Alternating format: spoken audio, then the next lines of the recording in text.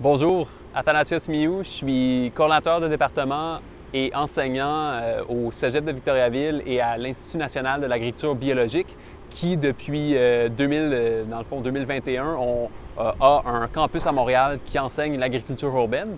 Puis je suis aussi conseiller stratégique à la centrale agricole. C'est un bâtiment situé à Montréal, en plein cœur de Montréal. On est juste à côté de la métropolitaine. Dans ce bâtiment-là, nous autres, on est appelé un motel agricole.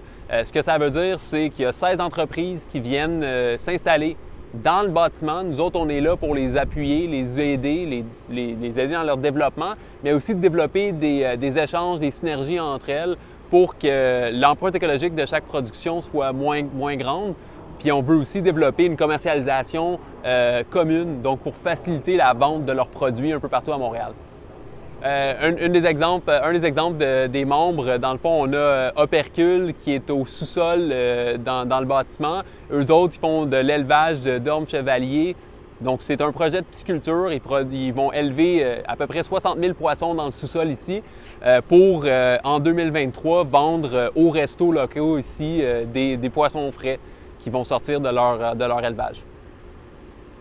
On est sur le toit de la centrale agricole, donc ce que vous voyez ici, c'est différents projets qui ont commencé là, avec notamment OLAB et autres incubés. On a Véganville là, qui a développé, qui est rendu associé à Lieu commun, un vignoble urbain qui commence à faire des feuilles là, suite aux bourgeons.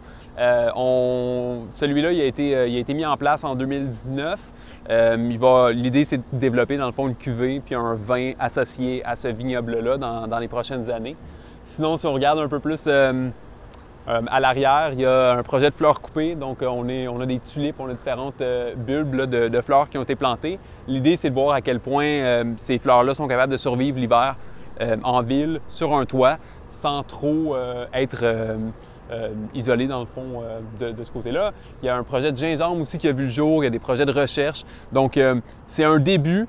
Dans une optique idéaliste ou dans un développement futur, on aimerait ça aussi installer une serre sur le toit. Mais ça va venir avec les financements puis le temps, là, voir si on est capable de développer ce projet-là.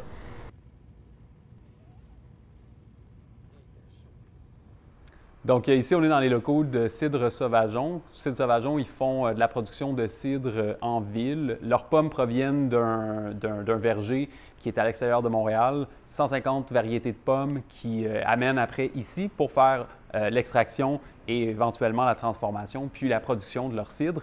Mais ce qui est bien, c'est qu'ils peuvent aussi dans le fond, dans leur production, réutiliser les restants de ces pommes-là pour nourrir des insectes ou pour intégrer ça dans d'autres cycles de production de la centrale agricole.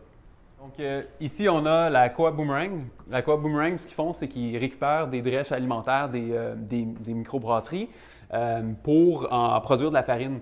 Donc c'est un service, dans le fond, où est-ce qu'ils peuvent générer de l'argent par les drèches elles-mêmes, mais éventuellement aussi de commercialiser un nouveau produit pour les boulangeries, pour les pâtisseries, etc. à Montréal.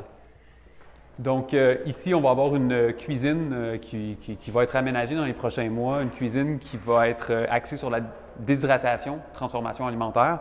2 gros déshydratateurs qui vont être installés là pour notamment les champignons, pour la drèche alimentaire de la Coop Boomerang, puis d'autres sous-produits qu'on veut développer là, au niveau de la déshydratation. Donc une autre façon de valoriser certains produits qui sont issus de la production d'ici. On est dans le sous-sol maintenant.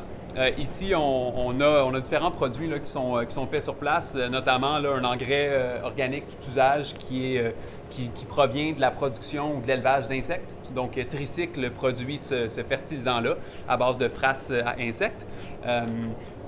On a aussi ici, depuis l'année dernière, là, un composteur là, d'une assez grosse grosseur. Là, on peut produire environ 100 à 120 tonnes de compost directement sur place. Ce qui va là-dedans, c'est les bûches de culture, des champignonnières, on a tous les déchets qui viennent du toit et autres déchets organiques vont aller dans le compost, éventuellement redistribués dans des projets d'agriculture urbaine à Montréal. Les premières 60 tonnes de ce compost-là vont se retrouver cette année dans les jardins communautaires de l'arrondissement Antique-Cartierville. Pascale Nix, conseillère au maillage des fermes urbaines pour le programme Montréal Culteur, qui est un projet du laboratoire sur l'agriculture urbaine. En fait, le laboratoire sur l'agriculture urbaine, c'est vraiment, on est là pour l'innovation, l'accompagnement, la recherche, en fait, en agriculture urbaine à Montréal, mais aussi partout au Québec. Dans le cadre de Montréal Culteur, on est vraiment là pour mettre en lien des entreprises agricoles urbaines avec des propriétaires autant privés que publics qui ont des espaces vacants qui peuvent les mettre à disposition de ces entreprises pour la mise en place de fermes urbaines.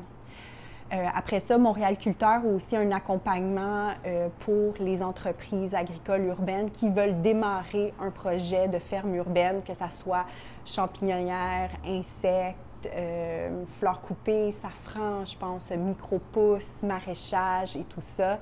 Et on les accompagne dans tout le développement d'entreprises, modèles. On offre aussi des parcours de formation en collaboration avec l'École d'entrepreneuriat du Québec.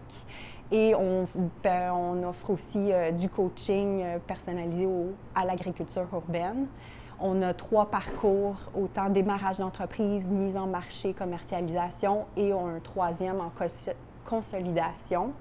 Ce qui nous intéresse aussi, on a aussi l'aspect plus incubation, incubateur, et on incube à la centrale agricole 4 différentes entreprises par année sur une période de 10 mois, et on leur fournit un espace 500 pieds carrés pour qu'ils expérimentent leur mise en marché, mais aussi leur production, puis faire des tests et travailler sur leur plan d'affaires, notamment pour, à la fin de ces 10 mois-là, qu'ils soient prêts à venir vers moi au maillage et que je puisse leur trouver un espace